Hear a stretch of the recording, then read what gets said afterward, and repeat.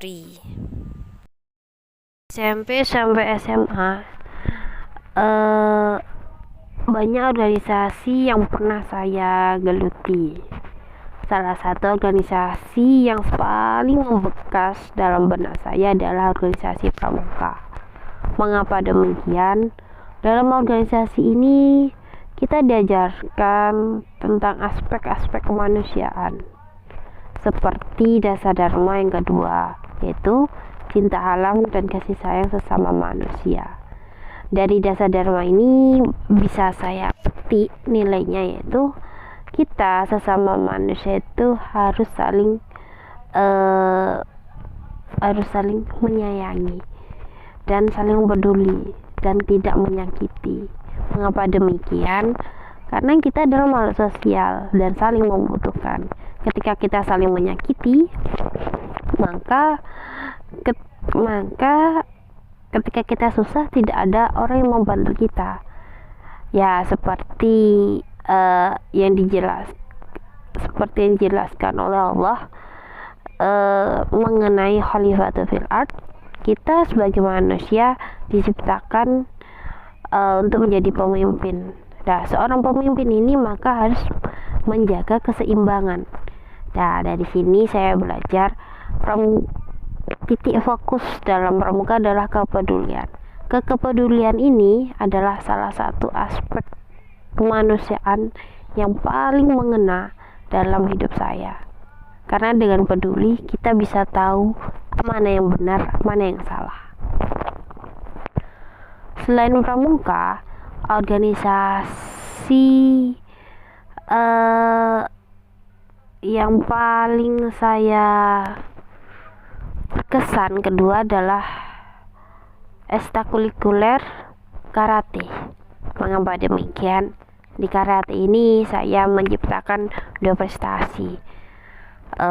Ketika pertandingan tingkat daerah, tingkat kabupaten, sama pertandingan tingkat daerah. Ketika di kabupaten, pertama kali saya debut ikut lomba komite junior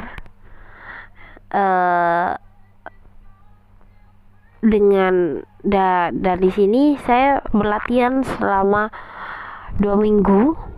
Sekalipun ini lombanya itu terbilang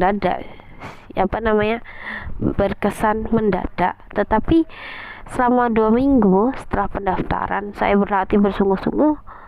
Yang pas ketika hari H, ketika saya melihat lawan saya sangat insecure. Tapi ketika saya benar-benar di atas ring, saya sangat enjoy. Sekalipun saya merasa ya sudahlah kalau kalah, toh ini masih pertandingan pertama. Ternyata latihan saya selama ini gak sia-sia. Saya menang, meraih juara 2 tingkat kabupaten.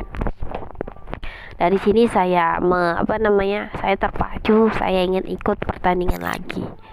Pertandingan kedua, pertandingan tingkat daerah, yaitu diadakan di Lumajang. Dan ketika di Lumajang, di sini ada kendala, kaki saya cedera. Tetapi sekalipun kaki saya cedera, latihan saya selama 1 bulan, yang awalnya dulu di di kabupaten itu cuma latihannya di sekolah.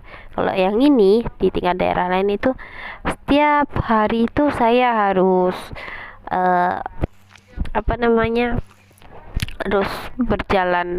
mengalami perjalanan yang lumayan jauh sih, yaitu harus menyeberang kecamatan lain untuk mendapatkan guru yang pas, yang pelatih yang profesional. Nah, di sini saya belajar, sekalipun ketika hari H pertandingan kaki saya agak cedera, tapi saya tetap ikut pertandingan. Alhamdulillahnya saya dapat Ya lagi-lagi saya dapet juara 2. Itu ya berkat usaha saya. Tapi setelah kaki saya cedera, sekalipun karena kurang dukungan dari orang tua, saya vakum. Nah, meskipun begitu, ketika kuliah saya ingin mencari bela diri ini lagi, ingin mengikuti bela diri lagi, tetapi karena tempat kuliah saya tidak membuka akses, bukan berarti saya berhenti untuk melangkah maju. Di tempat kuliah saya ini, saya banyak mengikuti organisasi. Mungkin saya berawal dari komunitas kecil-kecil, yaitu literasi, karena saya suka literasi, karena suka sesuatu yang berbau baca, entah baca, bercerita, berdiskusi. Saya ikut komunitas kecil. Kemudian saya ikut organisasi ekstra, yaitu PMII.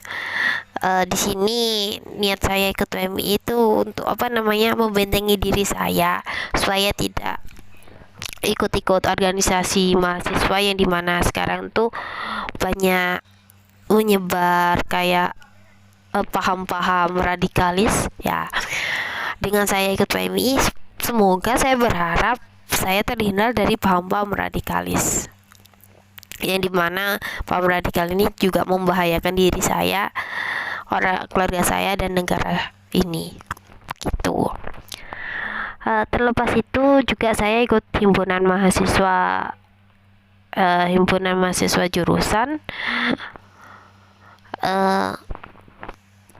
Di sini saya belajar tentang bagaimana saya memahami orang, yang dimana mungkin cara kerja saya selama ini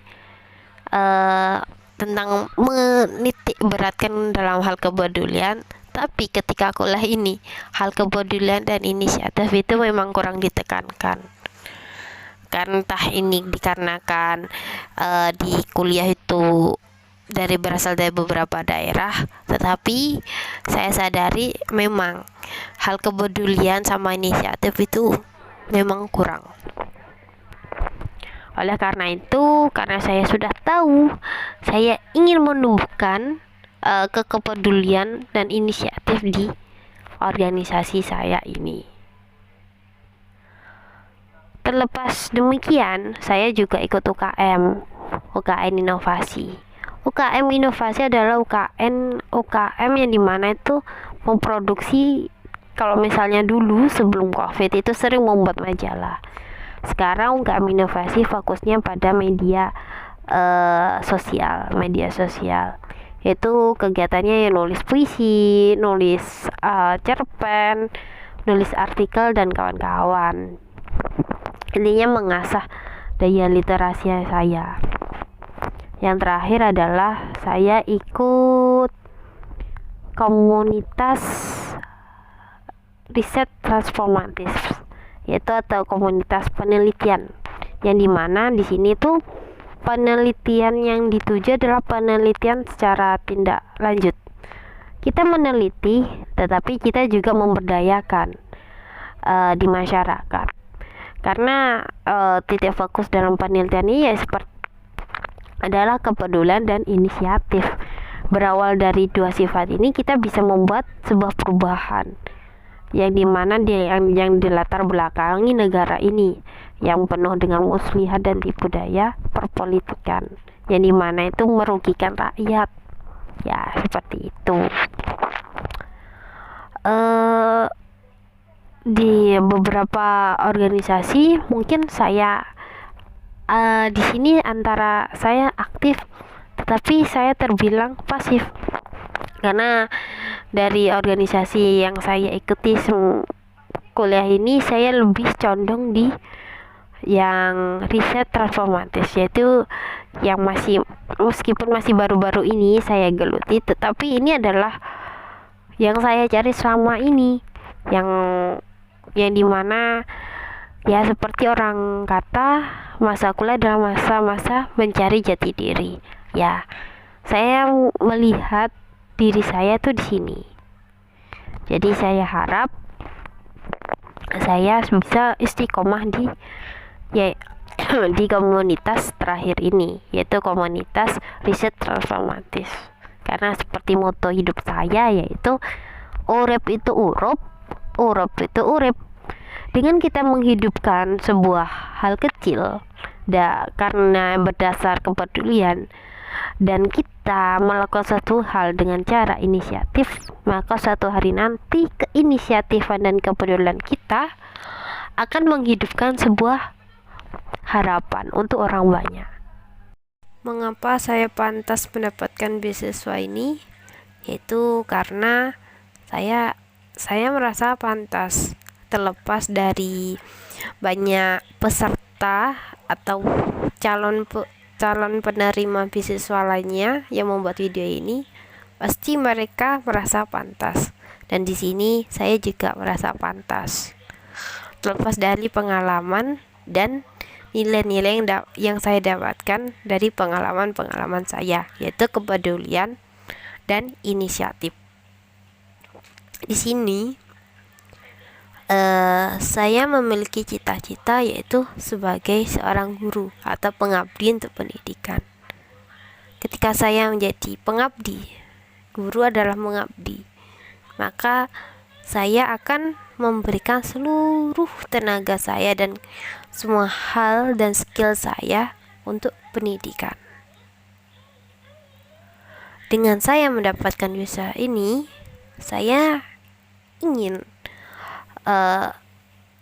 realitasnya, saya berharap saya tanpa adanya beasiswa ini dan adanya beasiswa ini, saya bisa menjadi guru dan pengabdi. Entah itu saya harus menjadi volunteer di tempat tertinggal, 3T, tertinggal, terluar, terdalam, atau saya cukup menjadi guru SD di suatu sekolah. Karena dengan adanya beasiswa ini adalah sebagai sebuah sistem untuk saya dan untuk kemaslahatan umat.